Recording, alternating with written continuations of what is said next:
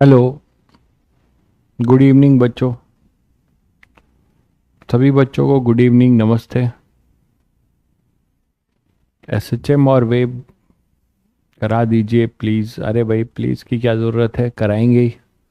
अभी बताया तो मैंने आपको ट्वेल्थ में। आप अभी आपने मॉर्निंग वाली क्लास नहीं की क्या?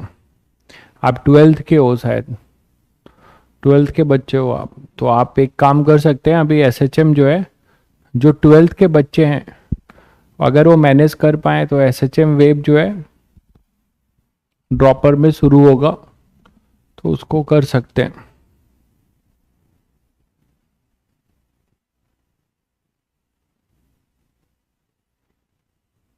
ऑडियो वीडियो क्लियर है बच्चों?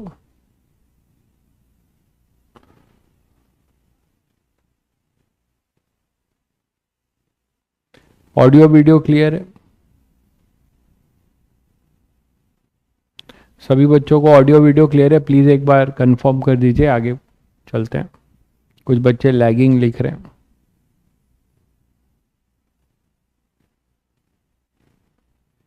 लैग हो रहा है।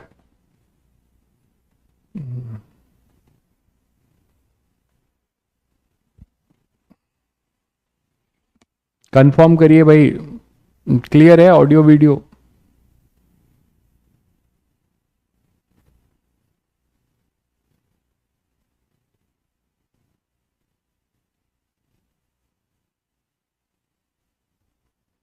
लैग हो रहा है, बहुत बच्चे लिख रहे हैं।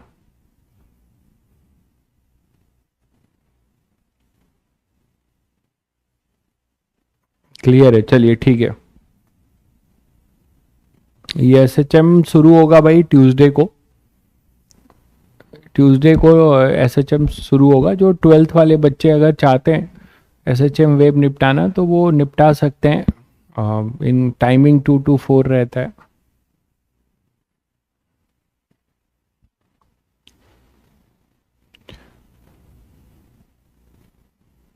लैग हो रहा है, एक सेकेंड रुकिए फिर।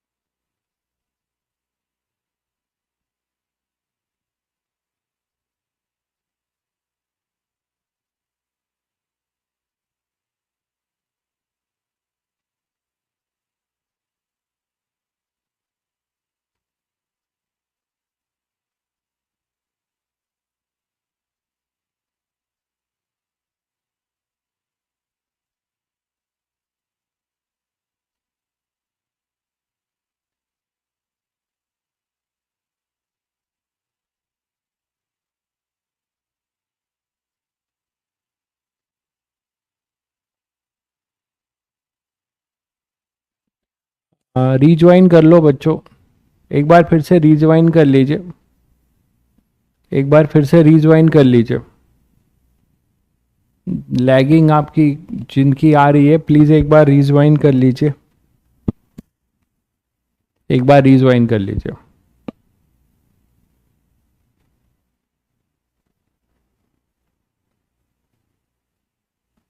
थैंक यू भाई आकाश, थैंक यू आपके दरिया दिली के लिए।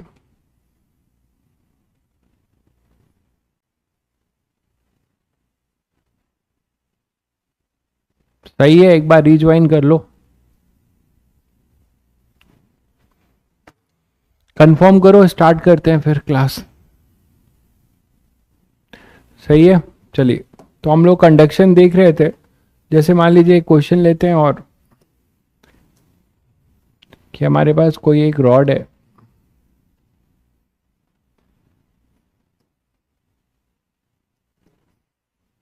आइडेंटिकल रॉड है।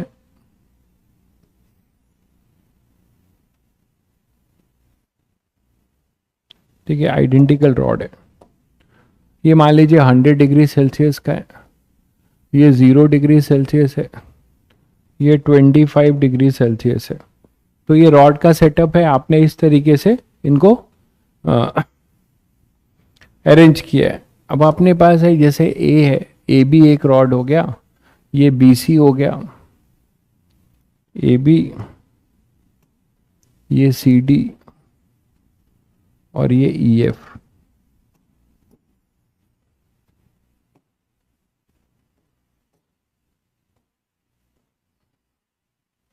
है ना, A B B C C D और E F. E is the mid point, E is the mid point, E is the mid point.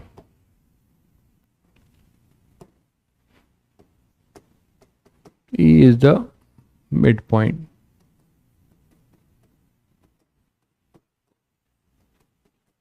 of the rod. E is the midpoint of the rod. ठीक है। तो अब बच्चों आपको बताना है कि फाइंड द टेम्परेचर ऑफ ई। ई का टेम्परेचर आपको बताना है कि ई का क्या टेम्परेचर या total heat flow, heat current, find heat current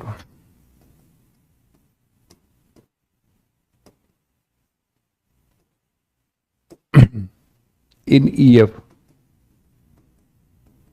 All the rods are identical.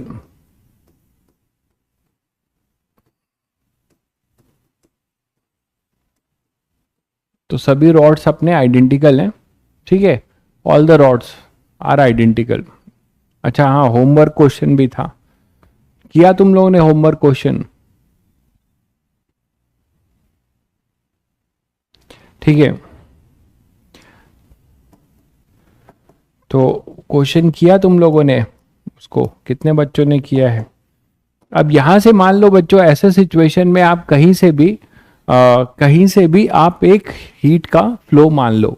आप जनरली हायर से मानते हो तो आप हायर से मान लो ये आई आया, इधर आई जाएगा।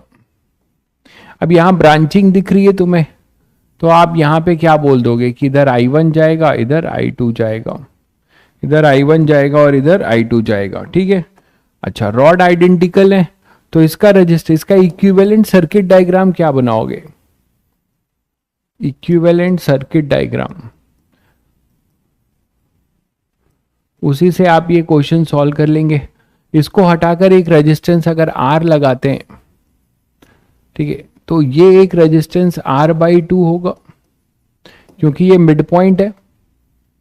Thermal resistance R is equal to L/K, तो ये L/2 है तो ये हो जाएगा R/2, है ना।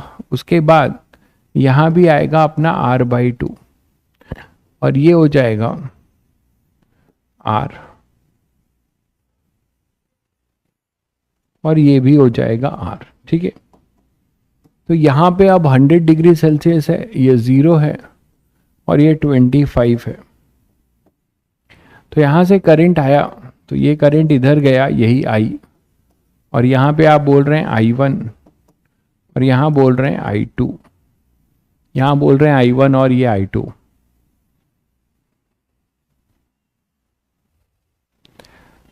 ठीक है, चलिए। तो यहां से आप जंक्शन लो, आप क्या करोगे? आपको चाहिए, मान लीजिए ये I2 चाहिए था आपको, ये I2 आपको चाहिए, यही लिखा है ना, हीट करंट इन EF, मतलब आपको I2 चाहिए, एक तरीके से आपके अकॉर्डिंग I2 चाहिए। तो क्या करोगे? जंक्शन लॉ लगा दोगे बच्चों, जंक्शन लॉ लगा दो इस पॉइंट पे, E पॉइंट पे जंक्शन लॉ लगा दो, ठीक है।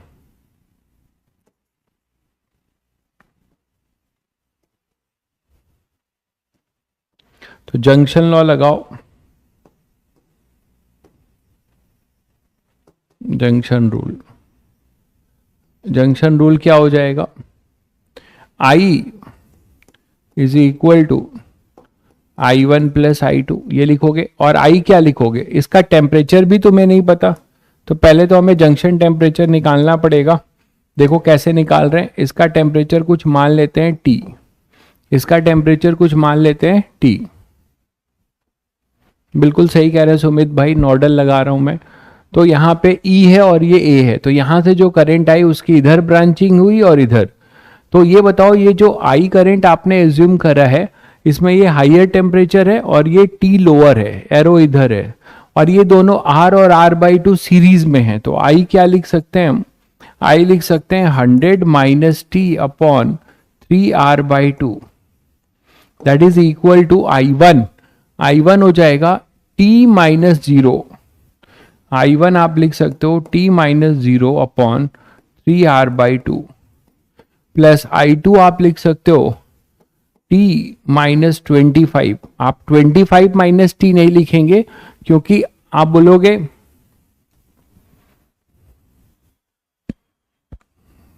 चलो भाई रक्षक, आपको ऐसा लगता है तो ये आपकी,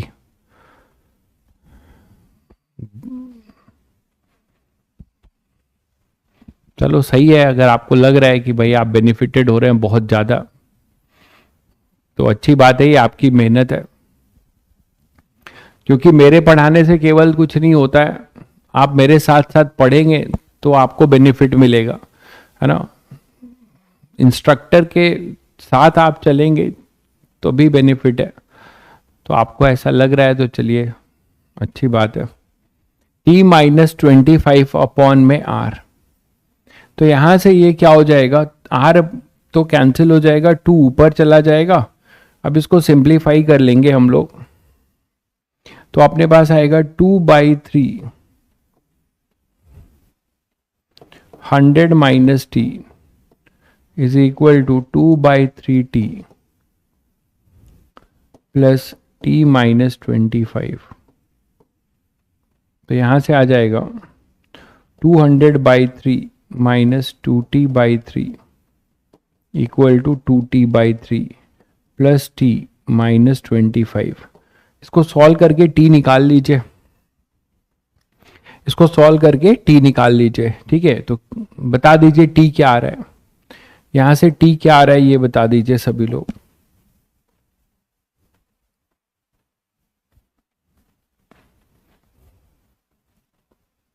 टू 275/7। ओके, सबने कर लिया भाई, कंफर्म कर रहे हैं या मैं करूं। यहां से t आप बता दीजिए आप लोग, 275/7। ओके, 275/7 केल्विन, ठीक है, ये आ जाएगा। अब आपको बच्चों टेम्परेचर आ गया तो इसका हीट I2 निकाल ही सकते हो।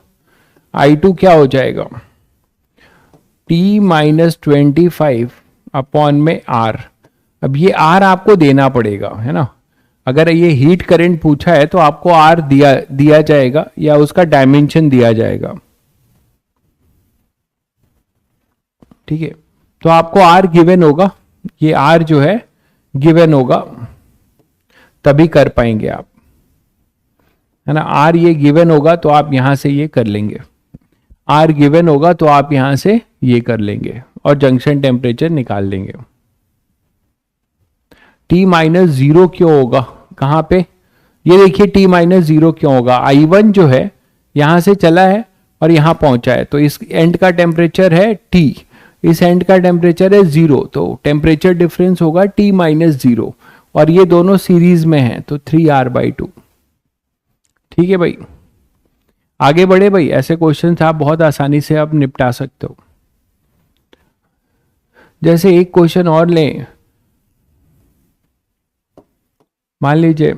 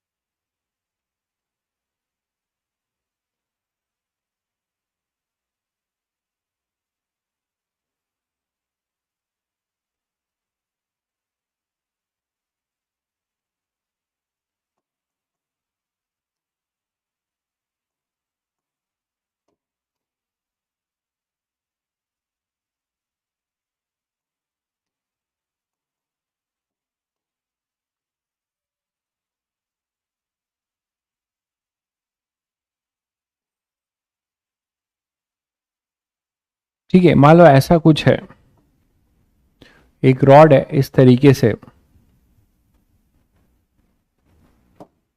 और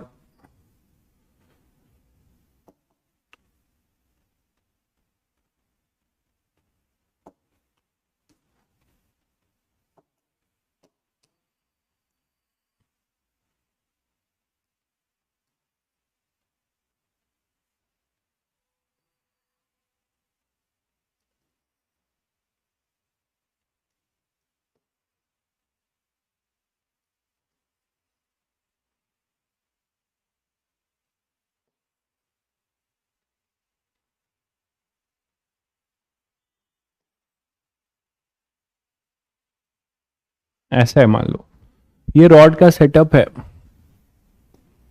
ये रॉड है, कितने रॉड है आप देख सकते हो। ठीक है, तो यहां से अब क्या कर सकते हो कि x, मान लीजिए ये जो मटेरियल है ये y है, मैं नाम दे रहा हूं, एक रॉड है y का, ये y है, ये y है, और ये अपने पास x है, ये x है, और ये भी मान लो x है। x और y क्या है, मतलब दो अलग अलग नेचर के, ये दो अलग अलग नेचर के रॉड है। कैसे भी ले सकते हो, है ना। चलो मैंने ऐसे ये ले लिया, उल्टा ले लिया, उससे कुछ फर्क नहीं पड़ता। मैंने जैसे ये x ले लिया और ये अपना y है, ठीक है, उससे कुछ फर्क नहीं पड़ता। तो ये x और y आपको बता रहा है कि x वाले जो है वो एक टाइप के रॉड है, उनका कंडक्टिविटी ठीक है सेम होगा, नेचर सेम होगा, बाकी डायमेंशन वाइज सभी इक्वल है, डायमेंशन वाइज सभी इक्वल है, डायमेंशन वाइज सभी इक्वल है, उनका नेचर जो है बस ये बता रहा है कि material x and material y। तो rod of material x has conductivity k, ठीक है, x के लिए कंडक्टिविटी अगर हम k लेते हैं तो y के लिए कंडक्टिविटी मतलब 2k ले लो। तो and rod of material y has conductivity k, मतलब एक का k है तो दूसरे का ट्वाइस है, दूसरे का 2k है, दूसरे का 2k है, ठीक है, एक का x है तो दूसरे का 2k है। अब आपको बताना है कि इसमें अगर कोई भी टेम्परेचर डिफरेंस आप असाइन कर दे रहे हो, कोई भी आप टेम्परेचर डिफरेंस असाइन कर दे रहे हो, जैसे मैंने यहाँ पे मान लो 60 डिग्री असाइन कर दिया और यहाँ पे अपना 10 डिग्री सेल्सियस असाइन कर दिया, इसकी नेमिंग कर लेते हैं A B C D और ये E। तो हमें TB बताना है, find TB, obviously at steady state, है ना, एट स्टेडी स्टेट हमें ये TB बताना है। अब ऐसे क्वेश्चन भी आपको तुरंत दिखता है बच्चों कि यहां पर क्या लगेगा, आप लोग खुद कमेंट करके बताओ यहां पे क्या कॉन्सेप्ट लगेगा।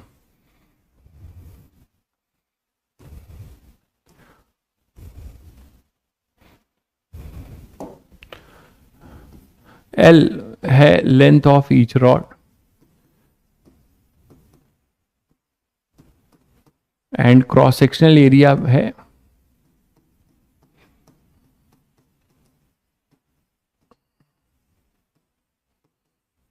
ईच रॉड, ठीक है, क्रॉस सेक्शनल एरिया ऑफ, बहुत बढ़िया भाई सुमित, बहुत बढ़िया। वीट स्टोन सभी को चमक गया होगा, बिल्कुल सही कह रहे हैं, वीट स्टोन लगाएंगे क्योंकि जो RX होगा, RX क्या लिखोगे बच्चों, वो होगा L अपॉन के, मतलब L अपॉन 2K, और RY जो होगा Y मटेरियल वाले का होगा L अपॉन K, है ना, RY जो होगा वो L अपॉन K। तो ये बैलेंस व्हीट स्टोन ब्रिज है, बैलेंस व्हीट स्टोन ब्रिज, और इसको आप इक्विवेलेंट सर्किट आप इसका ऐसे दे सकते हैं।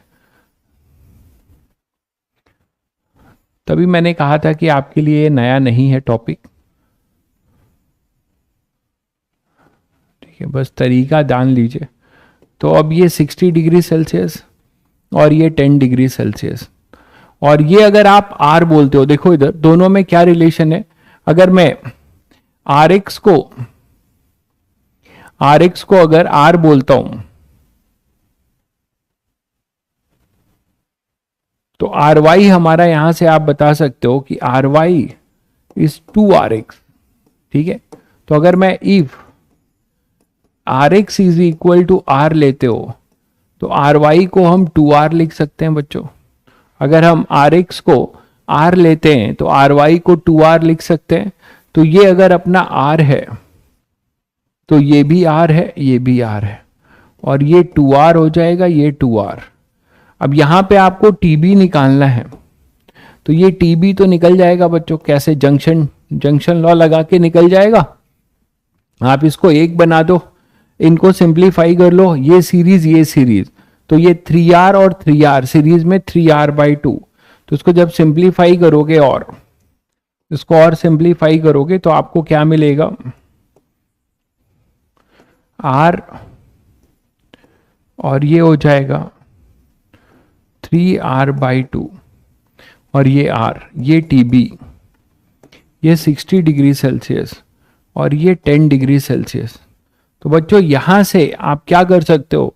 आप जंक्शन लॉ यूज कर सकते हो कि यहां से जो थर्मल करंट जाएगा ITH वो यहां से गुजरेगा, सीरीज में है तो सीरीज में दोनों में करंट क्या होगा? सेम होगा। तो जब सीरीज में करंट सेम होगा तो दोनों को इक्वेट कर दोगे। इस ब्रांच के करंट को लिखने जाओगे तो क्या लिखोगे higher temperature 60 minus TB upon में आर। देखिए ऑब्जेक्टिव क्वेश्चन की तरह है, आपको अगर कोई कैलकुलेशन नहीं करना है, मान लो अगर आपको वैल्यू भी दी जाए यहाँ पे K की, L की, सबकी वैल्यू दी जाए तो भी अभी आप कैलकुलेशन नहीं करेंगे। अगर आप लास्ट में करेंगे तो आप बच जाएंगे, सब कुछ कैंसिल हो जाएगा। TB -10 upon 3r/2। तो देखो बच्चों r भी कैंसिल होता है, तो 60 minus TB equal to 2TB -10। तो अपने पास आ जाएगा 70 इज इक्वल टू 3TB। तो TB आ जाएगा 70/3। देखना जरा, चेक करिएगा जरा, 40 आ रहा है।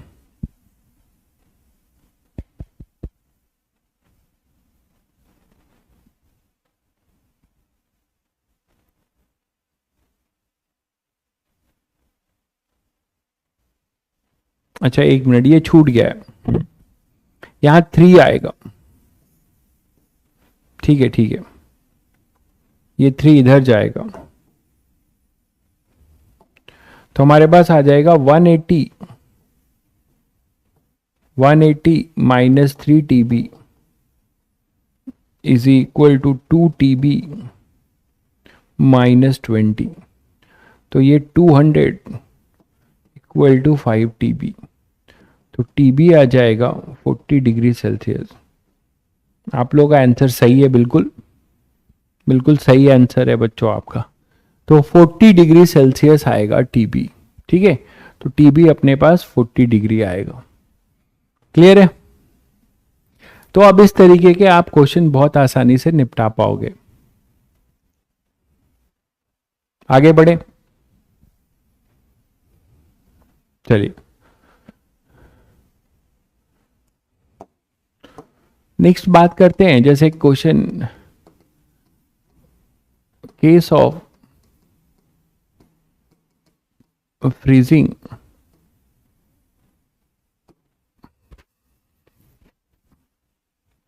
ऑफ लेक हो सकता है, किसी कंटेनर में कोई पानी हो सकता है, उसकी फ्रीजिंग हो रही है। तो उसमें आपको क्या ध्यान रखना है? मान लीजिए हमारे पास कोई वेसल है, अब ये फ्रीज हो रहा है, इसमें पानी भरा था और ये फ्रीज होना शुरू हुआ। अब फ्रीजिंग सभी को पता है कि अचानक नहीं होती है, लेयर बाय लेयर होती है, तभी एक्वेटिक एनिमल सरवाइव करते हैं। मानते हो कि नहीं? और ये सभी बच्चों को पता है कि फ्रीजिंग नीचे से ऊपर नहीं होती, ऊपर से नीचे होती है।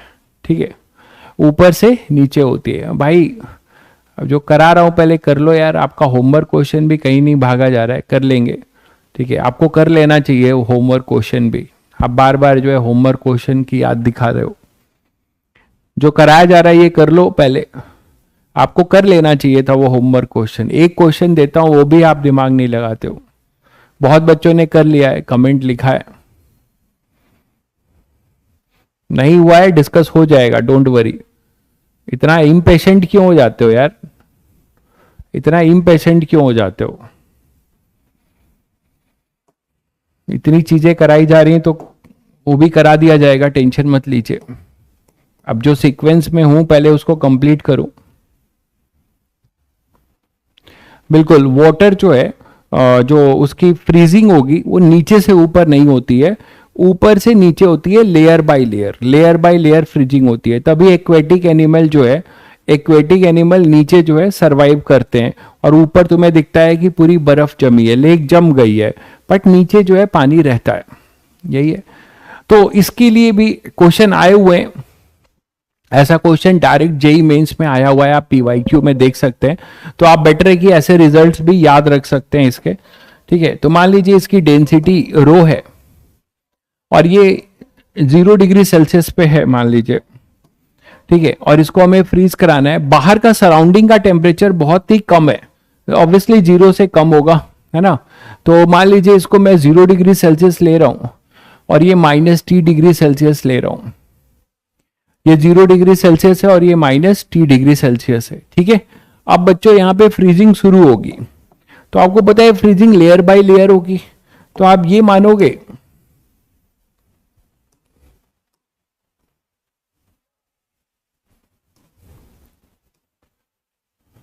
आप ये मानोगे कि ड्यूरिंग द फ्रीजिंग कुछ लेयर ऑफ लिक्विड जम चुकी है। आप ये मानोगे कि आपकी फ्रीजिंग जो है यहां तक हो गई है। मान लीजिए आपकी फ्रीजिंग यहां तक हो गई है।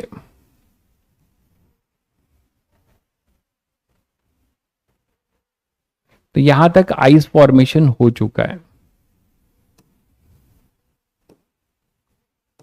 यहां तक मान लो आइस फॉर्मेशन हो चुका है ना। फ्रीजिंग हमारी यहां तक हो चुकी है, आइस की लेयर यहां तक बन चुकी है। अब आइस की यहां तक लेयर बन चुकी है, मतलब हम ये मान के चल रहे हैं कि कुछ वाई लेयर बन चुकी है, कुछ वाई लेयर अपनी बन चुकी है ड्यूरिंग द फ्रीजिंग। फर्दर क्या होगा? फर्दर अब वाई से थोड़ा सा एक डी वाई का मानोगे कि अब ये लेयर फ्रीज होने वाली है ना। ये लेयर अब अपनी फ्रीज होने वाली है। ये -T डिग्री सेल्सियस है, सराउंडिंग का टेम्परेचर तो वही रहेगा, वो चेंज नहीं होगा। ये -T डिग्री सेल्सियस सराउंडिंग का टेम्परेचर।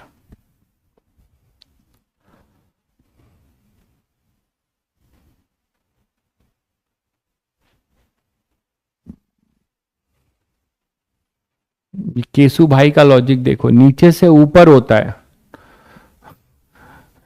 गजब बात है, नीचे से ऊपर होता है तो सारे एक्वेटिक एनिमल ऊपर आ जाते हैं, तो ये पकड़कर खा लेते हैं। बहुत बढ़िया, टैलेंटेड, अति टैलेंटेड। तो ऊपर से ऐसे ही पढ़ाई करो, ठीक है। और कहीं तुम यही मजाक आपने सही में कर दिया आपके अपने क्वेश्चन में, तो आपका मजाक हो जाएगा। तो ऊपर से नीचे की फ्रीजिंग होगी लेयर बाय लेयर। ठीक है, तो हम ये मानेंगे कि वाई की फ्रीजिंग हो चुकी है ना। अब थोड़ा सा फर्दर जो है फ्रीजिंग किसकी होने वाली है? डी वाई की। फर्दर जो है डी वाई लेयर फ्रीज होने वाला है। तो बच्चों यहां पे अब जो ये डी वाई लेयर फ्रीज होगा, जिसका मास हम डीएम बोल रहे हैं, कि डीएम मास की आइस हमारी अब फ्रीज होने वाली है। हम ये बोलेंगे कि डीएम मास की आइस हमारी फ्रीज होने वाली है। ठीक है, तो अगर डीएम मास की आइस अगर हमारी फ्रीज होने वाली है, तो अब क्या होगा आप बताओ? कंडक्शन, यहां दो चीजें हो रही होंगी। जो भी हीट, आपको पता है कि यहां से 0 डिग्री सेल्सियस है इसका और ये -T, तो यहां से हीट निकलेगी, और यहां से जो भी हीट निकलेगी वो इस इतने लेयर से कंडक्ट होके निकलेगी। मानते हो? इतने लेयर से ये हीट अपनी क्या होगी?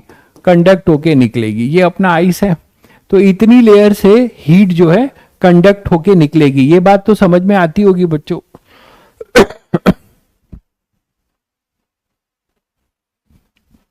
ठीक है, तो डीएम को क्या लिख सकते हो आप? तो यहां से जो हीट निकली, यहां से जो हीट निकलेगी,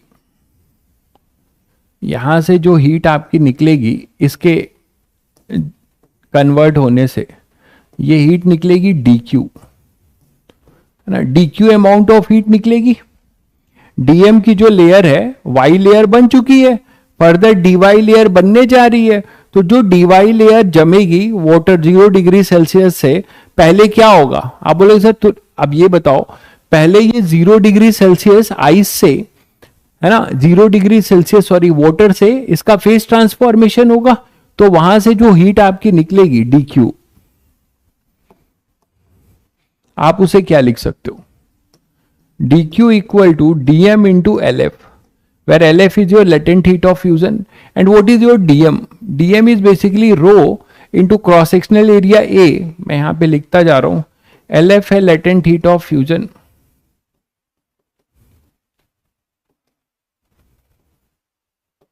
latent heat of fusion, ठीक है, और dm है, और सॉरी रो है density of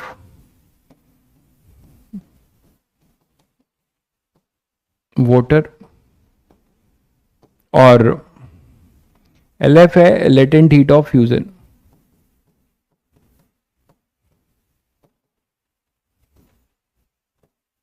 latent heat of fusion, तो DM हो जाएगा रो, है ना, into cross sectional area A into dy, ये वॉल्यूम हो गया, A इंटू dy, A नहीं लिखा,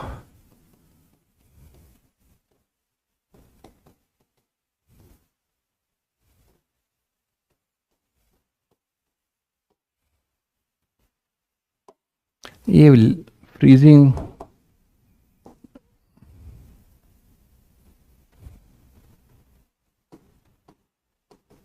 फ्रीजिंग ऑफ वाटर लिख लो, लेक हो सकता है, वेसल हो सकता है, कुछ भी हो सकता है। तो यहां पे देखो dm होगा rho into A D Y into L F, ये लिख सकते हो dm को ये लिख सकते हो, ठीक है। तो dm हो जाएगा rho A D Y into L F, यहां तक आ गया dm, ठीक है। अब ये जो dq निकला है बच्चों, ये y लेंथ से क्या होगा? कंडक्ट, तो यहां पे अब कंडक्टिविटी भी आपको दी होगी, conductivity of ice,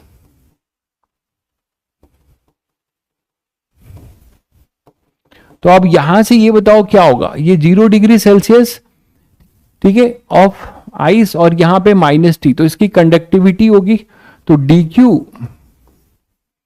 will conduct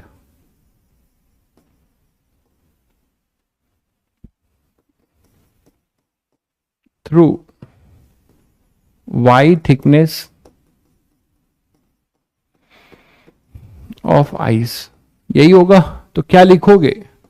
dq by dt is equal to conductivity k, crossing area A, है ना, और टेम्परेचर डिफरेंस क्या है? 0 माइनस ऑफ -T अपॉन में y, तो dq by dt equal to KAT upon में y, KAT अपॉन में y, ठीक। अब फंक्शन हमें बताना है कि कितने टाइम तक फ्रीज हो जाएगा, है ना, ये वाटर पूरा वेसल का जो पानी है कितने टाइम तक फ्रीज हो जाएगा, मान लो हमें ये बताना है। तो यहां टाइम लिख लें तो ज्यादा सही होगा, है ना, हेडिंग में।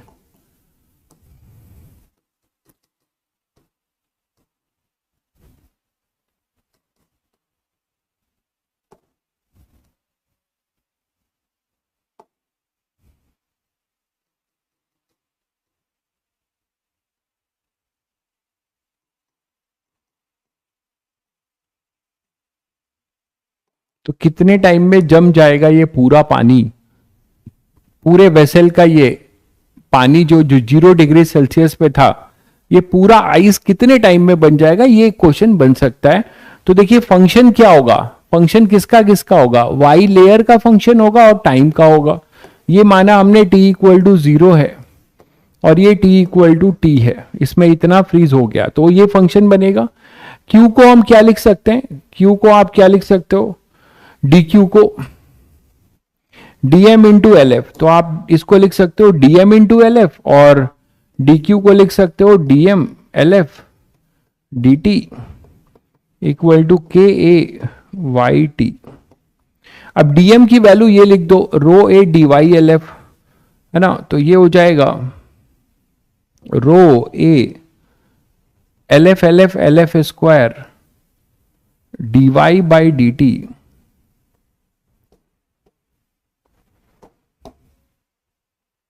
D Y by D T equal to K A T upon में वाई।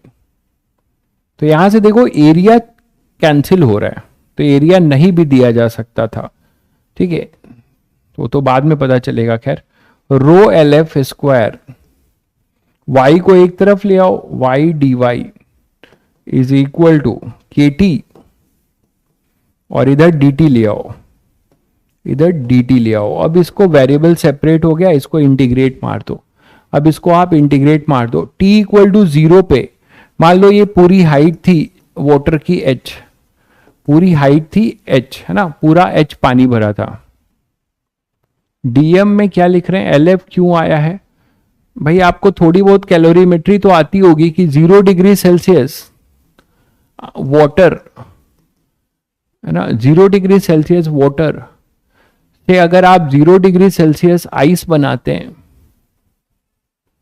तो इसमें फेज ट्रांसफॉर्मेशन है, जो भी एक्सचेंज होगा, और ये उल्टा भी है, दोनों ट्रू है।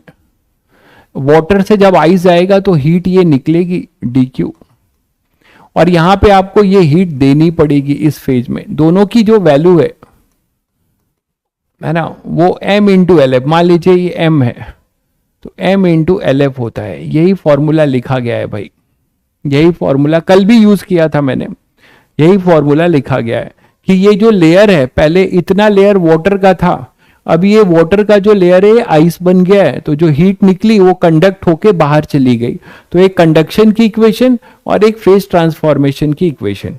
तो 0 पे ये पूरा h है, नहीं 0 पे 0 है, कोई भी लेयर आइस का फॉर्मेशन नहीं हुआ था। y is what, y ice का लेयर है, तो t इक्वल टू 0 पे 0 लेयर था, कोई भी आइस फॉर्मेशन नहीं था। t इक्वल टू टी पे पूरा h, हमें पूरा चाहिए, आपको फंक्शन बनाना है तो बेटर है कि मैं फॉर्मूला दे देता हूं, है ना। आपसे ये पूछा जा सकता है 1/4 3/4, तो एक फॉर्मूले की तरह आप इसे याद रख सकते हैं। एलएफ का स्क्वायर कर दिया है भाई, एलएफ 2 बार आया है ना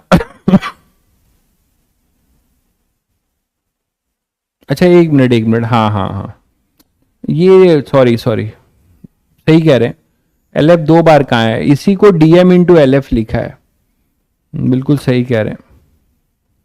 वो मैंने यहाँ पे डीएम, एक्चुअली यहाँ एल एफ लिख दिया था ना, इसीलिए गड़बड़ हो गया। सही है, तो rho A L F, rho A L F D Y by D T, ये होगा। अब ठीक है, ये आपने सही बोला है, स्क्वायर नहीं होगा, रो एल एफ होगा। तो यहां से अगर आप करेंगे, फॉर्मूला बनाना चाहेंगे, तो मैंने वेरिएबल ले लिया, तो rho L F Y square by 2 K T is equal to T. तो ये फॉर्मूला याद रख सकते हैं। अगर आप ये फॉर्मूला याद रख रहे हैं तो ये भी याद रखिएगा कि वाई ऊपर से लेयर है, वाई जो है ऊपर से आइस फॉर्मेशन की लेयर है, टी जो है सराउंडिंग का टेम्परेचर है, टी अपना सराउंडिंग टेम्परेचर है। फॉर्मूला याद रखते हैं तो सारी बातें याद रखिए, ये तो गलत अप्लाई कर देंगे। तो कई बार इस पे क्वेश्चन आया है कि 2h/3 पे बताओ, हाँ वो इग्नोर कर रहे हैं, आप सही कह रहे हैं कि जो वाटर की डेंसिटी जो है टेम्परेचर के साथ चेंज होती है, बट यहां पे ये 0 डिग्री सेल्सियस पे ही तो है, फ्रीजिंग में चेंज होती है, 4 डिग्री सेल्सियस पे मैक्सिमम होती है। तो उस बिहेवियर को मतलब नेग्लेक्ट किया जा रहा है, ठीक है। तो टी आपका सराउंडिंग टेम्परेचर है, हाँ टेम्परेचर केल्विन में लेंगे, बिल्कुल केल्विन में लेंगे भाई टेम्परेचर केल्विन में लेंगे। तो एज ए फॉर्मूला आप इसे याद रख सकते हैं, ठीक है। टेम्परेचर आप केल्विन में डालिएगा जब भी क्वेश्चंस करेंगे तो, है ना। तो एक केस ये भी था, मेरे दिमाग में आया। ये क्लियर है सभी को? ये क्लियर है बच्चों?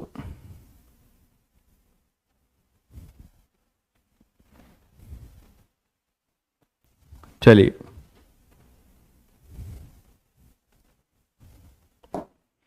नेक्स्ट बात करते हैं रेडिएशन की।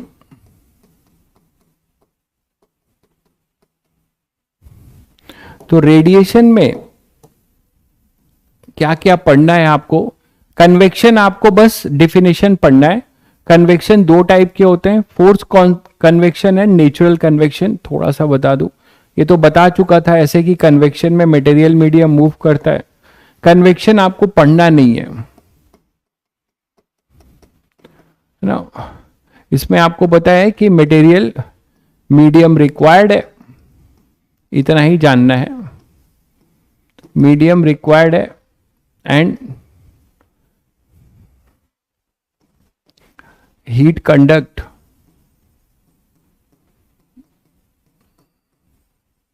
Due to actual movement of medium, due to actual movement of medium. ठीक है, दो टाइप के होते हैं, इतना जान लो। टाइप ऑफ कन्वेक्शन दो टाइप के हैं, एक नेचुरल कन्वेक्शन है और एक आपका फोर्स कन्वेक्शन है। एक नेचुरल कन्वेक्शन है और दूसरा अपना फोर्स कन्वेक्शन है। नेचुरल कन्वेक्शन जितने भी क्लाइमेटिक चेंज है वो सब नेचुरल कन्वेक्शन में आएंगे। जो भी मौसम का परिवर्तन है ना, वो सारी चीजें। ठीक है, देखिए लेक ग्राउंड तक क्यों नहीं फ्रीज हो सकता? उसके लिए आपको पता है कि जब वो लेयर्स बनेगी है ना, तो वो हीट को कंडक्ट लेयर बाय लेयर होगा। तो बाहर का टेम्परेचर, नीचे का भी टेम्परेचर तो अपना फिर उसको वेरी कर रहा होगा। ये तो हमने आइडियल केस ले लिया कि पूरा 0 डिग्री सेल्सियस है वेसल का। लेक में तो ऐसा होगा नहीं।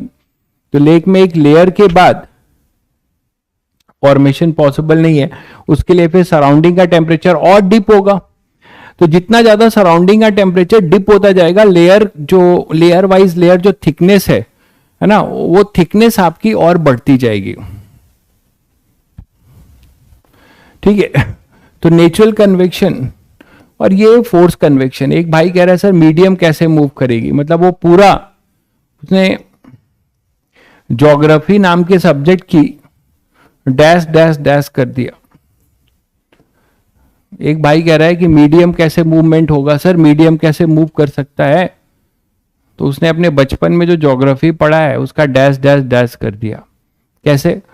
अरे भाई आपको पता है कि हॉट एयर जब ऊपर उठती है उसकी डेंसिटी कम होती है, तो हॉट एयर जो है ऊपर उठेगी, तो फिर कोल्डर एयर उसको फिल करने के लिए आती है। इसी तरीके से आंधी पानी सब होता है। ठीक है, तो यहां से अपने पास क्या हो जाएगा कि नेचुरल कन्वेक्शन और फोर्स कन्वेक्शन, ये एसकेएम सर वाला ही डैश है। ठीक है, तो फोर्स कन्वेक्शन और ये नेचुरल कन्वेक्शन, तो ये फोर्स कन्वेक्शन और ये नेचुरल कन्वेक्शन। ठीक है, तो यहां पर अब आप क्या कर सकते हो कि इतना ही जान लो। फोर्स कन्वेक्शन में क्या है? अपना ब्लोअर है, जो घरों में आप ब्लोअर चलाते हो। ठीक है, घरों में आप जो ब्लोअर चलाते हो वो चीज है कि आपने उसको ऑन किया तो वो पूरा का पूरा जो है हॉट एयर आपके पास मूव करके आई, और उसने पूरे हॉट एयर ने वो हीट कैरी करके आपके पास लेके आई। हेयर ड्रायर भी है, बिल्कुल सही कह रहे हैं। ठीक है, तो ये है फोर्स कन्वेक्शन। रेडिएशन की बात करें तो इसमें जो तुम्हें कुछ लॉ पढ़ने हैं रेडिएशन में, पहला लॉ है प्रोवोस्ट थ्योरी। उससे पहले आपको कुछ टर्मोलॉजी जान लेनी चाहिए जिसका काफी यूज करेंगे हम। पहला टर्मोलॉजी है emissive power. Emissive power emissive power क्या कहलाता है? एनर्जी रेडिएटेड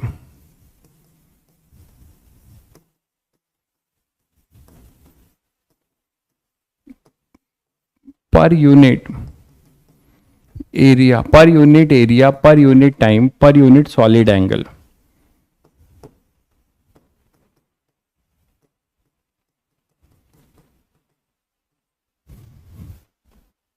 एंड पर यूनिट सॉलिड एंगल।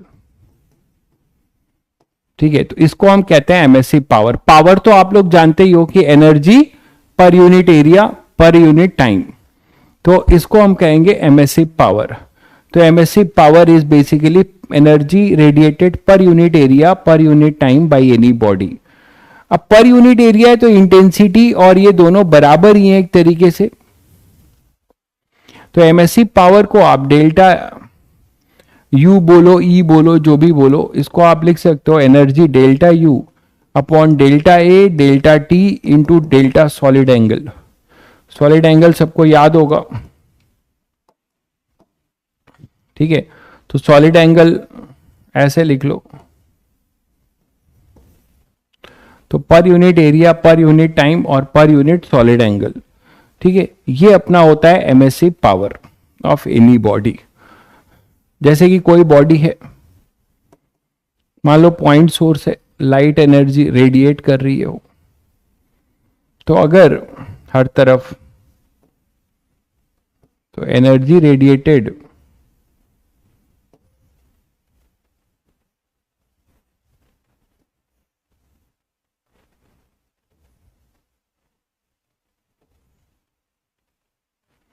तो यहां पे मान लो आपने कोई एक इस तरीके का क्रॉस सेक्शनल एरिया लिया,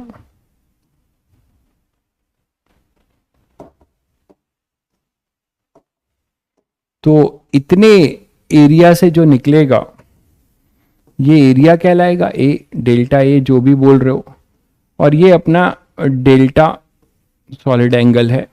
डेल्टा इसलिए क्योंकि हमने डिफरेंशियल लिया है, तो इसी को आप बोलेंगे कि यहां से जितनी भी एनर्जी यहां से निकल रही होगी, ये सब अपना क्या है, एमएससी पावर। तो यही अपना है एमएससी पावर इस पॉइंट सोर्स का।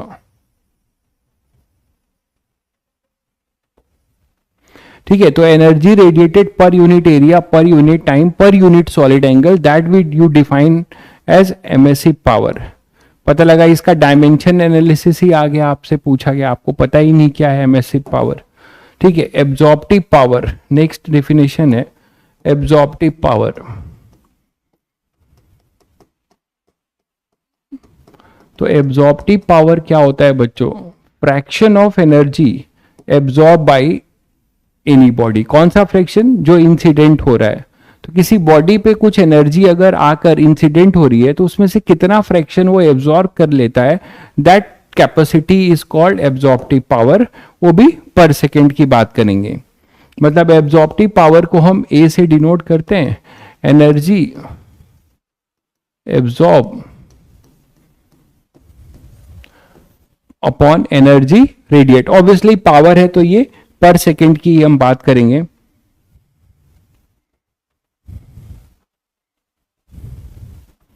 ठीक है, तो energy absorb upon energy incident, ये पर सेकेंड है। तो that is your absorptive power. ठीक है, एनर्जी एब्जॉर्ब अपॉन एनर्जी, मतलब फ्रैक्शन ऑफ टोटल एनर्जी।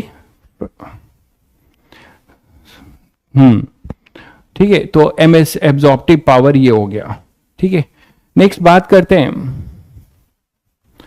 कि अपना प्रोवोस्ट थ्योरी, पहला लॉ यही है, इसको यहीं कहीं एडजस्ट करते हैं। एब्जॉर्प्टिव पावर ये है, यहीं लिख लो।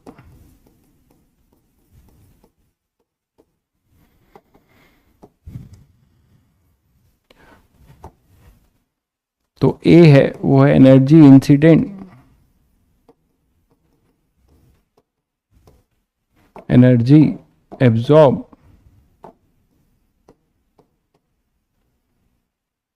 Upon energy incident. ठीक है, तो ये एब्जॉर्प्टिव पावर है पर सेकेंड। तो यहां पे अब बात करते हैं फर्स्ट लॉ, रेडिएशन के पहले लॉ की, जिसने क्वालिटेटिव एनालिसिस किया इसका, वो है प्रोवोस्ट थ्योरी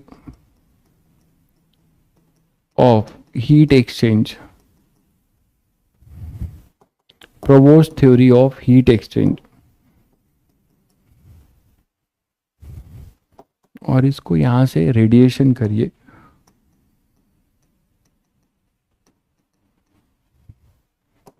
कंडक्शन में ही तो है, ठीक है। तो provost theory of heat exchange,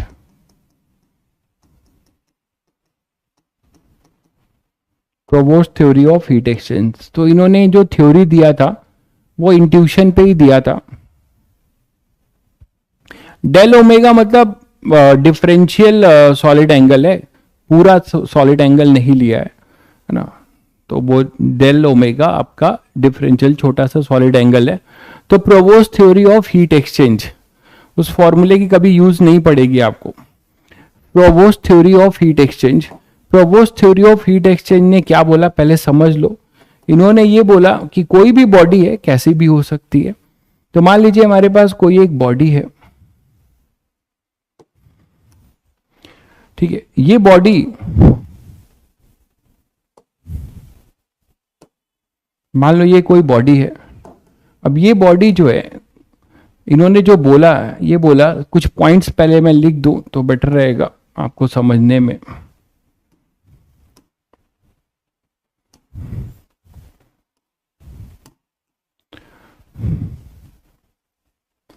तो इन्होंने ये बोला कि एवरी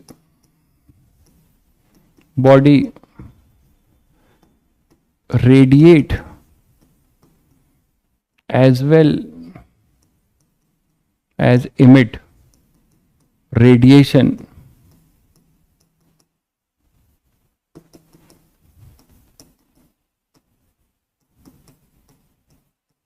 simultaneously, है ना। तो every body radiate as well as emit radiation simultaneously at every time। तो किसी भी टाइम पे बच्चों बॉडी जो है रेडिएट भी करेगी और एब्जॉर्ब भी करेगी। ऐसा कभी नहीं होगा कि कोई बॉडी केवल रेडिएट करे पहले और फिर एब्जॉर्ब करे, ऐसा नहीं होता। बॉडी रेडिएट और एब्जॉर्ब दोनों साइमल्टेनियसली करेगी, ठीक है। और इन्होंने बोला कि if rate of absorption is more than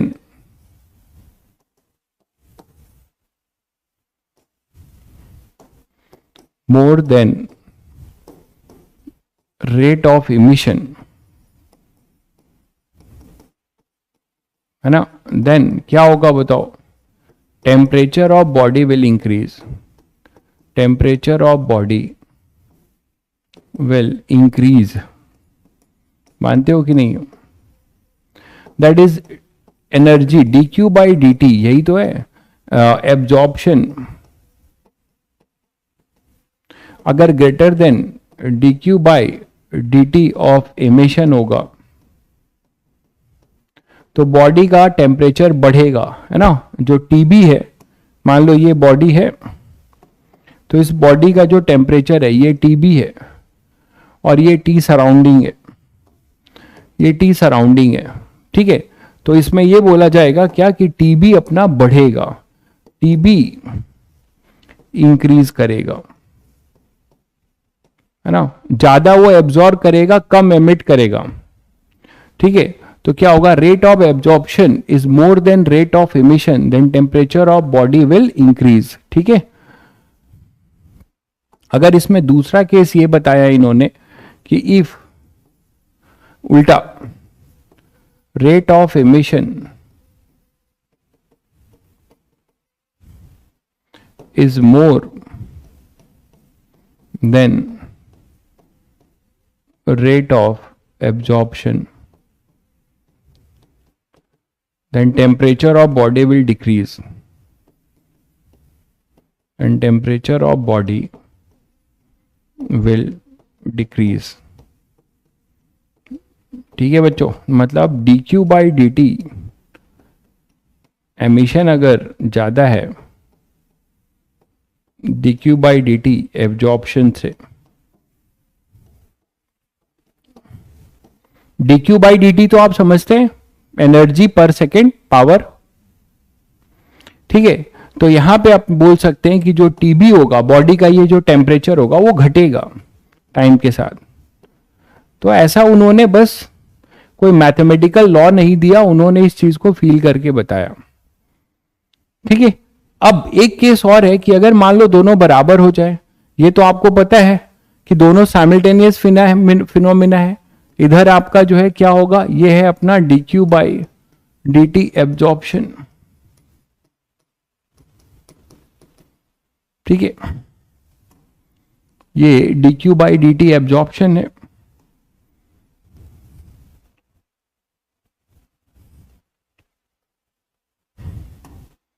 तो ये अपने पास dq बाई dt एब्जॉर्प्शन है, तो dq बाई dt एब्जॉर्ब करेगा।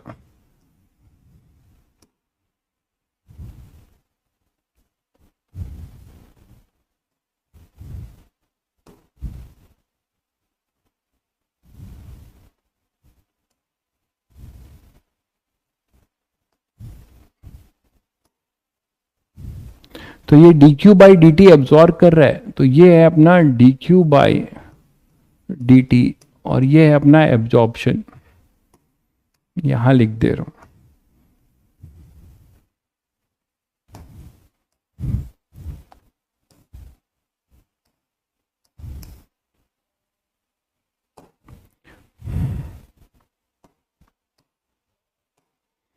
तो ये अपने पास है dq बाई dt,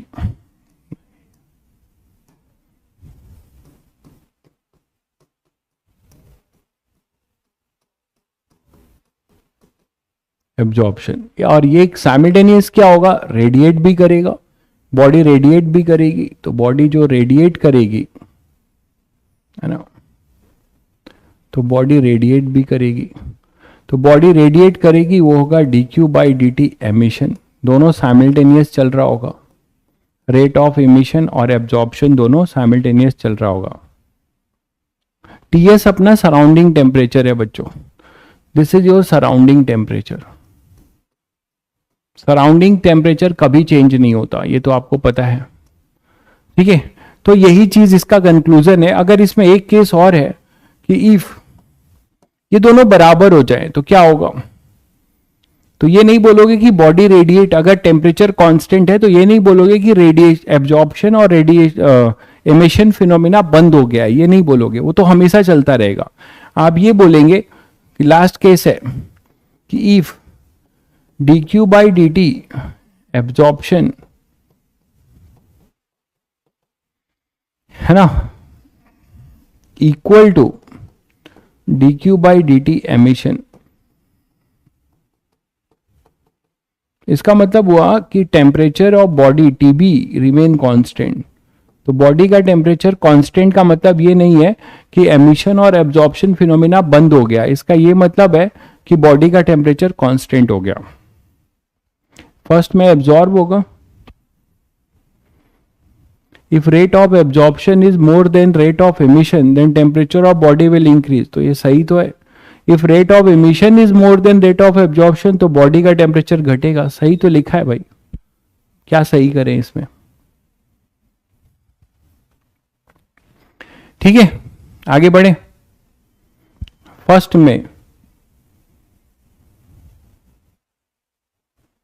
में क्या लिखा है, every body radiate as well as emit. अच्छा हाँ, दोनों का मतलब सेम ही हो गया है, every body absorb as well as emit, बिल्कुल सही कह रहे हैं, thank you. Every body absorb as well as emit, बिल्कुल सही कह रहे हैं। तो every body absorb as well as emit radiation simultaneously at every है ये, एवरी टाइम, ठीक है। तो ये प्रोवोस्ट का एक बेसिक आइडिया था, प्रोवोस्ट ने ये बेसिक आइडिया दिया था। इसी में फिर एक ब्लैक बॉडी की बात करें, ये सब बहुत रिसर्च ओरिएंटेड टॉपिक है, तो हमें इसके इंट्रो लेना है, बस आगे बढ़ना है। ब्लैक बॉडी, तो ब्लैक बॉडी की विशेषता ये कि इसका एब्जॉर्प्टिव पावर 1 होता है ना। ब्लैक बॉडी के बारे में इसका एब्जॉर्प्टिव पावर क्या होता है, 1 होता है, क्योंकि ये जितनी एनर्जी आप इसको दोगे वो पूरी की पूरी क्या करती है, एब्जॉर्ब करती है। तो ब्लैक बॉडी के बारे में बस इतना ही जानना है कि एब्जॉर्प्टिव पावर इसका क्या होता है, 1। ब्लैक बॉडी का एब्जॉर्प्टिव पावर क्या होगा, 1 होगा। ब्लैक बॉडी का एब्जॉर्प्टिव पावर अपना 1 होगा। हाँ, ब्लैक बोर्ड बोल सकते हो, ठीक है। तो ब्लैक बॉडी का एब्जॉर्प्टिव पावर 1 है। और साथ में एक चीज भी जान लीजिए कि good emitter is a good absorber, good emitter is a good absorber, good emitter is a good absorber.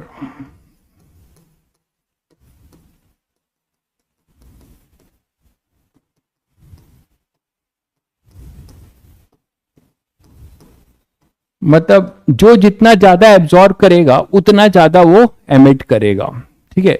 तो that is your good emitter is a good absorber. अब इसके बाद जो दूसरा इंपॉर्टेंट लॉ था वो है क्रिचॉफ्स का रेडिएशन में।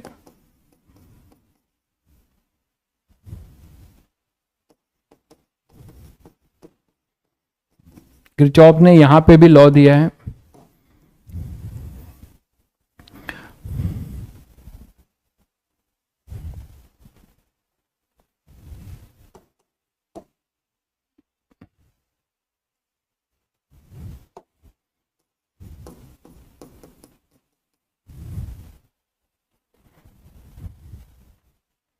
यही है ना, CHCHHOSS,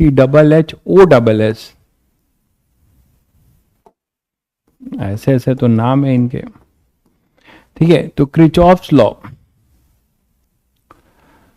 good absorber is a good emitter, या good emitter is a good absorber, कुछ भी बोलिए। क्रिचॉफ्स लॉ ये कहता है कि the ratio of absorptive power to emissive power for any body is constant. The ratio of absorptive power to emissive power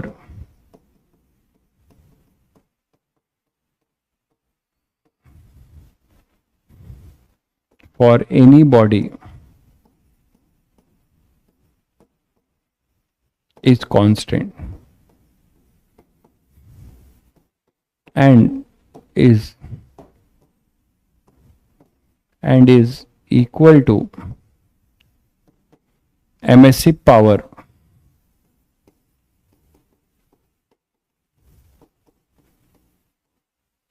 of black body, ठीक है। तो अभी आपने देखा E, एक भी चीज ध्यान रखिएगा कि जो ये E है ये पावर है,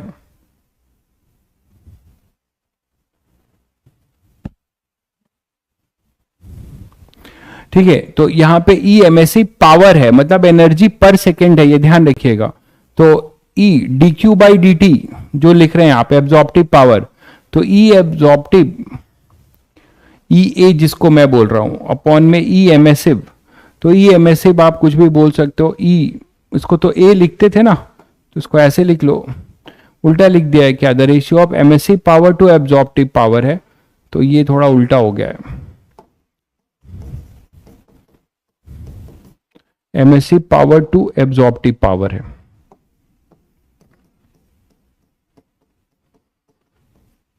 मतलब E अपॉन में A of any body, E for emissive power, A for absorptive power is constant, this is equal to E of black body. क्यों? क्योंकि A ऑफ ब्लैक बॉडी तो 1 होता है, तो इसको हम ये लिख सकते हैं ई ऑफ ब्लैक बॉडी अपॉन में 1, है ना। तो यही इन्होंने कहा कि ये हमेशा कांस्टेंट रहता है, ये हमेशा क्या रहता है, constant. E of any body upon A of any body that is equal to E of black body. ठीक है, ये किरचॉफ्स लॉ है। इसमें बस इस टॉपिक में आपको कुछ लॉ के बारे में ही जानना है। और इसमें जो सबसे इंपॉर्टेंट लॉ मैथमेटिकली जिन्होंने कुछ दिया वो है स्टेफन, जिससे हम कुछ निकाल पाएंगे। जो ये रेडिएट हो रहा है, कितना अमाउंट रेडिएट करेगा, कितना एब्जॉर्ब करेगा, इसका किस पे डिपेंडेंसी होगी, इन सब के बारे में जो इंपॉर्टेंट दिया वो स्टेफन ने दिया। ठीक है, बाकी लोगों ने तो अपना ये थ्योरेटिकल चीजें प्रोजेक्ट किया था।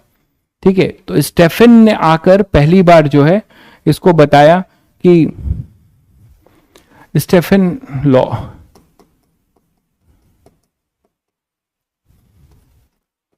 बेसिकली स्टेफन बोल्ट्जमैन लॉ है, ये बोल्ट्जमैन का भी कंट्रीब्यूशन है, लेकिन मोस्टली हम इसे स्टेफन लॉ बोलते हैं। नहीं भाई, वो स्टेफन नहीं है, वो स्टेफन हॉकिंस है। ये कब की बात हो रही है स्टेफन हॉकिंस के 100, 150, 200 साल पुराने की बात हो रही है। ठीक है, 100, ये बहुत पुरानी बातें हो रही हैं। ये जो भी आपकी बात हो रही है बहुत पुरानी बात हो रही है, स्टेफन हॉकिंस के जमाने में नहीं हो रही है। स्टेफन हॉकिंस ने तो अपना पूरा जीवन केवल यूनिवर्स की खोज में लगाया कि हाउ आवर यूनिवर्स बिल्डअप, और उन्होंने स्ट्रिंग थ्योरी दी 14th, वो ग्रेविटी को भी डायमेंशन की बात करते हैं। उन्होंने एक ऐसा टॉपिक पकड़ा जिसको शायद ही कोई कुछ कर पाए, मिस्टीरियस नेचर को हम नहीं जान सकते, वो भी ब्रह्मांड को हम नहीं जान सकते। ठीक है, टाइम ट्रेवल की थ्योरी, बिल्कुल उन्होंने स्टेफन हॉकिंस ने उस पर भी अपनी राय दी है, बिग बैंग पे काम किया है। इस तरह इनका फील्ड जो है ये रहा है। ठीक है, स्टेफन लॉ कौन है ये? केशु बाबू कह रहे हैं क्वांटम फिजिक्स वेरी इजी। जैसे आपने क्वांटम फिजिक्स वेरी इजी है, पढ़ा है तुमने क्वांटम फिजिक्स? कुछ भी मतलब बोलते रहते हो यार। स्टेफन लॉ, क्वांटम फिजिक्स जिस दिन जान जाओगे उस दिन ऐसे नहीं बोलोगे quantum physics is very easy.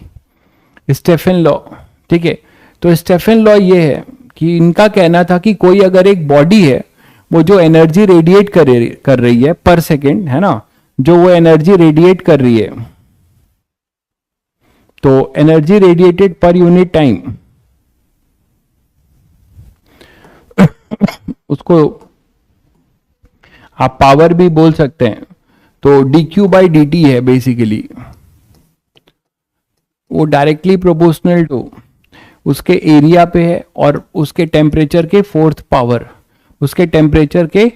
Power पे। ये ब्लैक बॉडी के लिए पहले इन्होंने बताया था, ये इन्होंने पहले इसको ब्लैक बॉडी के लिए बताया था। और फिर इन्होंने dq by D tea black body, ये जो प्रोपोर्शनैलिटी हटी है उससे एक सिग्मा आया जिसको स्टेफन कांस्टेंट कहते हैं। तो सिग्मा ए टी की पावर 4। तो this is the energy radiated by a black body which is directly proportional to its surface area and fourth power to its temperature. A है surface area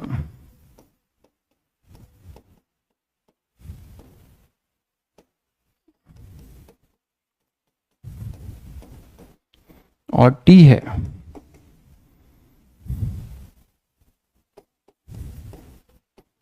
temperature of black body उस instant पे। ठीक है, sigma जो है Stephen constant है। पता लगा आपको स्टेफन कांस्टेंट की डायमेंशन पूछ ले, डायमेंशन एनालिसिस में आपसे स्टेफन कांस्टेंट की डायमेंशन पूछ ले बच्चे।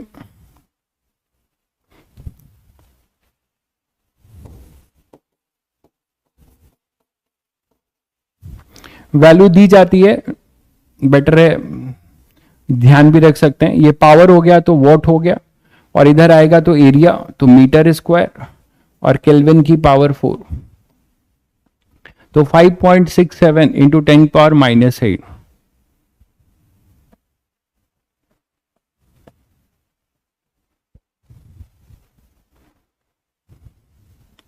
ठीक है, तो ये अपने पास आ जाएगा। अब इसी चीज को इन्होंने जनरलाइज किया कि फॉर एनी बॉडी क्या होगा, dq by dt energy radiated पर सेकेंड फॉर एनी बॉडी। तो एनर्जी रेडिएटेड पर सेकेंड है, ये पावर है, ये क्या है बेसिकली सिग्मा ए टी की पावर 4। इसमें लगाया गया सिग्मा ए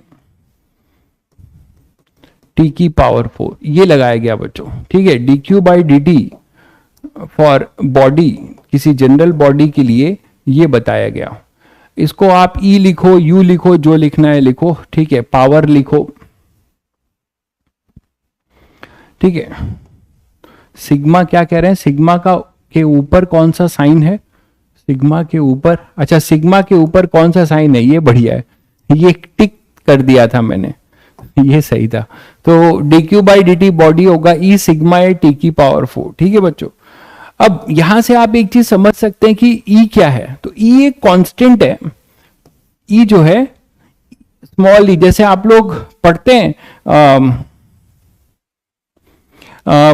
क्या वो जो कोलिजन में पढ़ते हैं, जो क्लासिफाई करता है, तो वैसे E जो है कहलाता है MSCVT which is a constant. ये ध्यान रखिएगा, MSC पावर से कंफ्यूज मत होइएगा, which is a constant for any body. किसी बॉडी के लिए ये कांस्टेंट है, जिसकी वैल्यू ऑब्वियसली 0 से 1 लाई करेगी, जिसकी वैल्यू जो है 0 से 1 लाई करेगी। तो E की वैल्यू हमेशा 0 से 1 के बीच में लाई करेगी। MSCVT एक कांस्टेंट है, क्योंकि आपको पता है कि कोई जनरल बॉडी ब्लैक बॉडी से ज्यादा रेडिएट नहीं कर सकती और ना ही ज्यादा एब्जॉर्ब कर सकती है। तो इसीलिए ये इसके ब्लैक बॉडी से कुछ फ्रैक्शन में होगा, इसीलिए ये E लिखा गया है। अब एक इंपॉर्टेंट बात और, क्रिचॉफ को अगर यूज करें तो bye Kirchhoff's law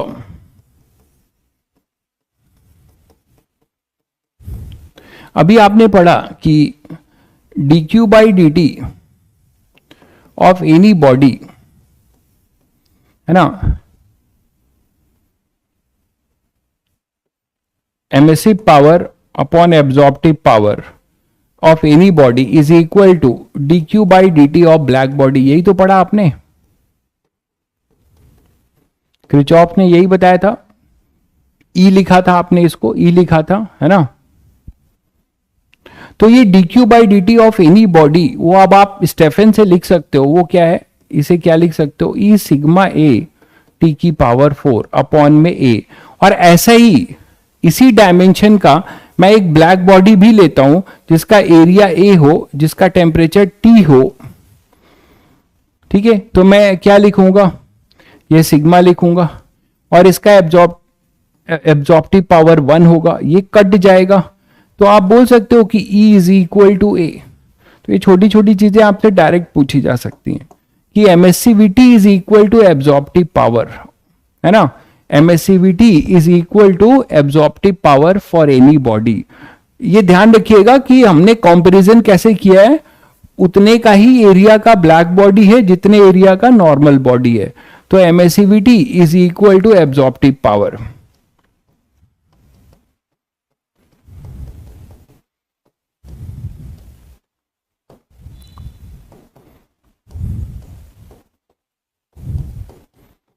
absorptive power, तो MSCVT एब्जॉर्प्टिव पावर के इक्वल होता है किसी भी बॉडी के लिए। ठीक है, MSCVT is equal to absorptive power. अब स्टेफन के इसी लॉ को अभी देखिए, हमने केवल रेडिएशन की बात करी है, और आपने अभी प्रोवोस्ट के अकॉर्डिंग क्या सीखा कि वो रेडिएट भी करेगा और एब्जॉर्ब भी। तो मान लो इसको और जनरलाइज करें इस स्टेटमेंट को, तो कोई बॉडी है हमारे पास,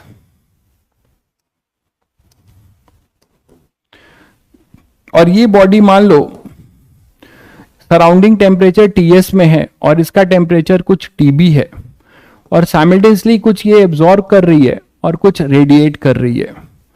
ठीक है, तो आप स्टेफन लॉ के अकॉर्डिंग नेट रेडिएशन क्या लिखोगे?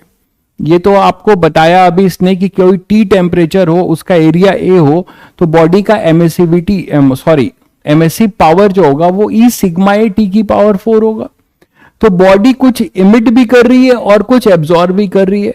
तो इस केस में जो चेंज होगा, है ना, dq बाई dt नेट, ये लिखा जाता है E सिग्मा A TB की पावर 4, ये ध्यान रखिए, E सिग्मा A TB की पावर 4 माइनस सराउंडिंग जो रेडिएट करेगा, ध्यान दीजिएगा, सराउंडिंग जो रेडिएट करेगा वही ये एब्जॉर्ब करेगा।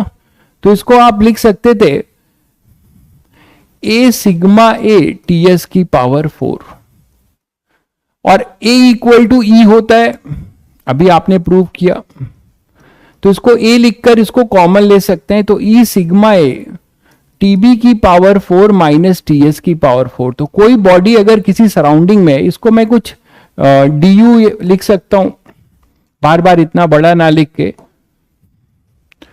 इसको कुछ du लिख सकता हूं, मतलब ये एनर्जी रेडिएटेड पर सेकेंड है, या पावर ही लिख देता हूं, डेल्टा P या P जो भी लिखो, P नेट, मैं इसको पावर लिख देता हूं P net.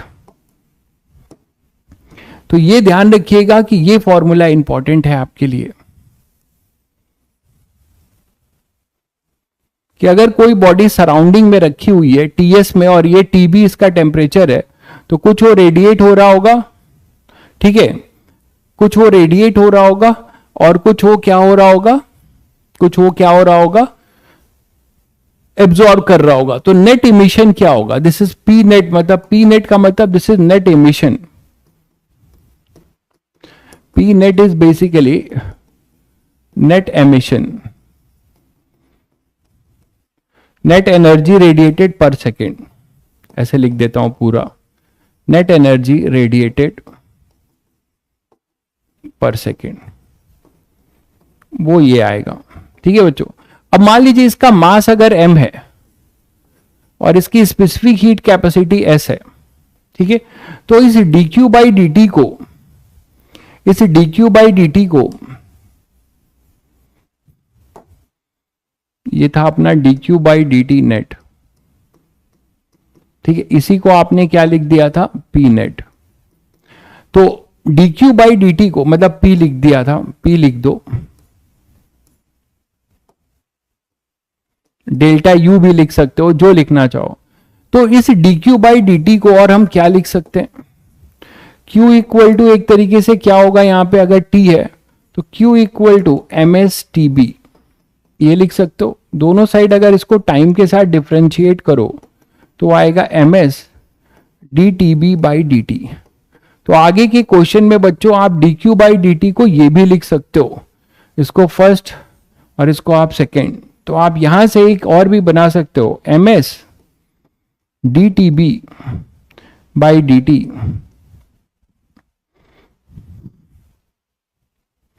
Is equal to e sigma A TB की पावर 4 माइनस टीएस की पावर 4, और इसको आप इधर लेके आते हो तो D TB by D T, ये आएगा e sigma A upon M S TB की पावर 4 माइनस टीएस की पावर 4, यहां तक आ गए। ठीक है, तो स्टेफन को और जनरलाइज कर दिया मैंने, टी टीबी की upon D T equal to e sigma A M S TB की पावर 4 माइनस, ठीक है। अब एम एस आपको पता है, कभी कभी क्वेश्चन में एम एस बताया था, equal to C heat capacity भी दी जाती है। ठीक है, तो एम एस ना दे के हो सकता है उसकी हीट कैपेसिटी आपको दी जाए। अब यहीं से थोड़ा सा चेंज हुआ है और न्यूटन लॉ ऑफ कूलिंग बन गया है, यही थोड़ा सा चेंज होकर न्यूटन लॉ ऑफ कूलिंग बन जाता है, और उसको न्यूटन ने क्रेडिट लिया। ठीक है, उन्होंने क्या बोला कि अगर हम, कोई बॉडी है सराउंडिंग टेम्परेचर में और सराउंडिंग टेम्परेचर कम है और बॉडी का टेम्परेचर ज़्यादा है, तो obviously net rate of emission होगा और क्या होगा, अपना कूलिंग शुरू हो जाएगी, है ना। तो यहीं से इन्होंने क्या किया, न्यूटन लॉ ऑफ कूलिंग हम यहीं से बनाएंगे।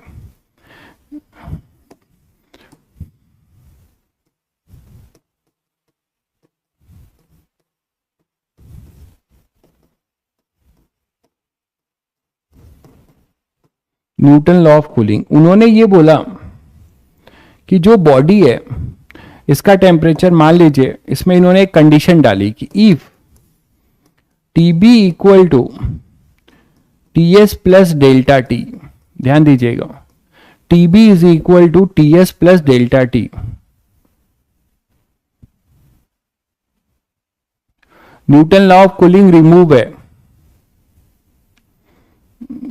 ये लिखा है clear cut, Newton law of cooling remove है, ठीक है, Newton law of cooling remove है, ये लिखा है क्या कहीं, बस उन्होंने रेडिएशन लिखा है। आप लोगों ने पुराना पीडीएफ मैच किया था, कल बोला था, अच्छा तो मत पढ़ना इसको, ठीक है, बट एडवांस में है तो अब इसको छोड़ नहीं सकते, यहां के बाद थोड़ा पढ़ लेते हैं, ठीक है, नहीं तो ये हट जाएगा तो रेडिएशन से क्वेश्चन नहीं आएगा।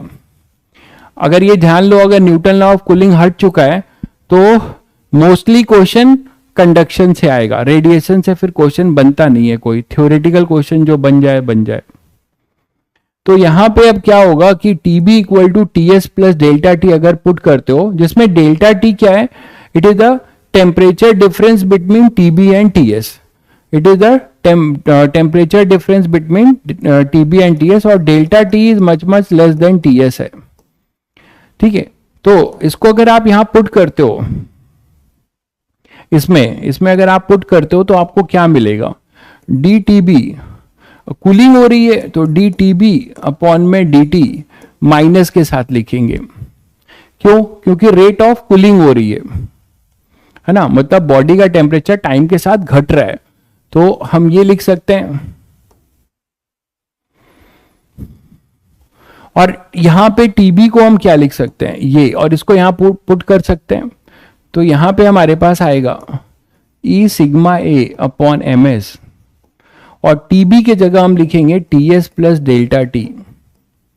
अंडर दिस एजम्पशन इसी को न्यूटन लॉ ऑफ कूलिंग बना दिया गया है। तो और ये क्या है, rate of cooling, minus sign बता रहा है कि temperature of the body will decrease, temperature of the body will decrease, है ना। न्यूटन लॉ ऑफ कूलिंग मतलब बॉडी का टेम्परेचर सराउंडिंग से ज्यादा है तो धीरे धीरे वो कूल करेगी, रेडिएट ज्यादा करेगी, एब्जॉर्ब कम करेगी, तो उसका टेम्परेचर डिप होगा।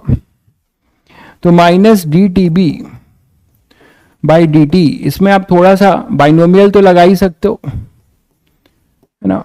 यहां पे क्या करो, टी एस की पावर 4 कॉमन ले लो, 1 plus delta T upon T S की पावर 4 माइनस टी एस की पावर 4, तो टी एस की पावर 4 कॉमन ले लो, तो ये आ जाएगा ई सिग्मा ए टी एस की पावर 4 अपॉन एम एस। ये कांस्टेंट बड़ा इंपॉर्टेंट है, इस पे भी फंसाया गया है, और ये हो जाएगा 1 प्लस, बाइनोमियल अप्रोक्सीमेशन लगाया गया है, ये 1 plus N X 4 delta T upon में T S minus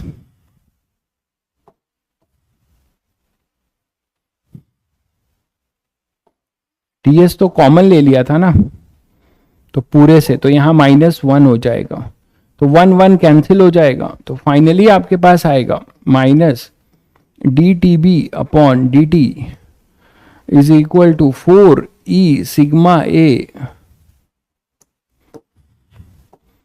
4 e sigma A T S की पावर 4 अपॉन में एम एस, और इधर क्या बचेगा, टीएस क्यूब हो जाएगा, अब एक टीएस कट जाएगा, टीएस क्यूब, तो टीएस क्यूब, और ये आ जाएगा डेल्टा टी, डेल्टा टी मतलब टीबी माइनस टीएस। तो आप ये चीज तो कांस्टेंट है किसी बॉडी के लिए, किसी बॉडी के लिए कांस्टेंट है, तो आप इसको ऐसे लिख सकते हो कि minus D T B upon D T is directly proportional to T B minus T S, T B minus T S, ठीक है। और इसी कांस्टेंट को आप फिर क्या बोलते हो, K, Newton cooling constant, K T B minus T S. तो यही न्यूटन लॉ ऑफ कूलिंग है। इसका स्टेटमेंट आप डिलीवर कर सकते हो, इसका स्टेटमेंट बना सकते हो आप न्यूटन लॉ ऑफ कूलिंग का, ठीक है, कि the rate of decrease, rate of change of temperature of the body, है ना, या rate of decrease of temperature of the body with respect to time is directly proportional to the temperature difference between the body and surrounding at that particular instant, ठीक है। तो ये है अपना Newton law of cooling, जिसमें के के बारे में मैं ये सजेस्ट करूंगा कि के की वैल्यू भूलिएगा मत, क्योंकि आगे जब क्वेश्चंस करेंगे तो आपको इसमें कई बार फंसाया गया है। जैसे कि एक क्वेश्चन मैं आपसे पूछूं, आपसे मैं इसमें क्वेश्चन पूछूं कि अगर मैं एक हॉलो स्फेयर रख दूं और एक सॉलिड स्फेयर रख दूं, एक हॉलो स्फेयर रख दूं और एक सॉलिड स्फेयर रख दूं, दोनों का मटेरियल सेम है, दोनों का ठीक है, दोनों का मटेरियल सेम है, दोनों का रेडियस सेम है, ठीक है, और सेम टीबी, दोनों को मैंने टीबी टेम्परेचर दिया और सेम सराउंडिंग में रखा है, तो कौन जल्दी ठंडा होगा, कौन जल्दी ठंडा होगा? एक हॉलो स्फेयर, ये आईआईटी में पूछा गया कभी क्वेश्चन, एक हॉलो स्फेयर रख दूं और एक सॉलिड स्फेयर रख दूं, दोनों का same area, same surrounding temperature में अगर रखता हूं यहां पे और सेम उसको टेम्परेचर देखता हूं, ठीक है, तो कौन जल्दी ठंडा होगा? ठीक है, अरे भैया मोहन तुम मत पढ़ो ना यार, मैं रिमूव भी पढ़ा रहा हूं तो मैं पढ़ाऊंगा ही, आपको नहीं देना है आईटी एडवांस तो आप मत करिए।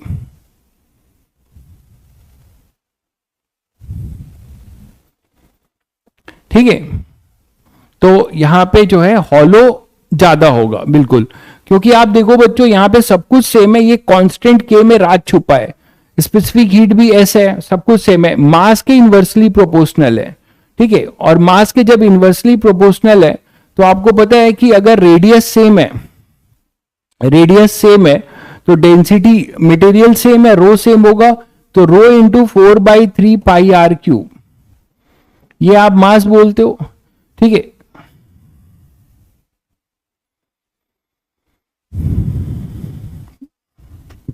तो डेंसिटी, जिसका मास ज्यादा होगा उसकी कंडक्टिविटी कम होगी, उसकी कंडक्टिविटी आपकी कम होगी, और कंडक्टिविटी जिसकी कम होगी उसका रेट ऑफ कूलिंग जो है, उसका रेट ऑफ कूलिंग कम होगा, तो हॉलो स्फेयर ज्यादा जल्दी ठंडा होगा। अरे भाई एरिया से क्या देखोगे, एरिया तो 4πr², दोनों का एरिया सेम है, ठीक है, एरिया तो दोनों साइड आपका क्या है, एरिया जो है दोनों का सेम बोला जाएगा, आइडेंटिकल स्फेयर है, रेडियस सेम है, ठीक है, क्लियर है सभी को? चलो फिर इस पे आगे क्वेश्चंस करेंगे, इस पे आगे क्वेश्चंस करेंगे अभी, और बाकी रेडिएशन में आप चाहो तो न्यूटन लॉ ऑफ कूलिंग नहीं है तो छोड़ सकते हो, मतलब रेडिएशन को आप कम इंपॉर्टेंस दे सकते हो, आप कंडक्शन को बस दे सकते हो, इससे क्वेश्चन फिर नहीं आएंगे, जो क्वेश्चन आएंगे वो कंडक्शन से आएंगे या फिर आगे के चैप्टर से आएंगे जिनको जेईई मेंस का टारगेट है, ठीक है। तो मैंने यहां तक पढ़ाया था तो मैंने न्यूटन लॉ ऑफ कूलिंग भी बता दिया, ठीक है। चलो फिर नेक्स्ट टाइम करते हैं।